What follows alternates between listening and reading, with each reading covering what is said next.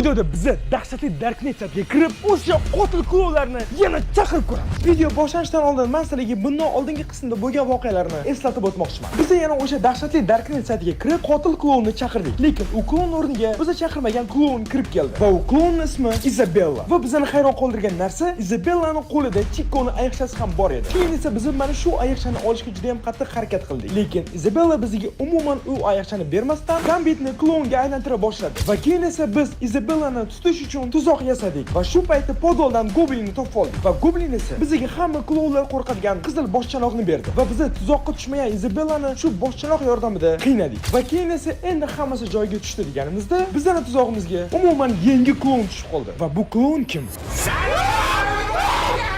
Qanaqadir qo'lli bo'ldi. Yaxshi chiqdi. Onaka. Darknet.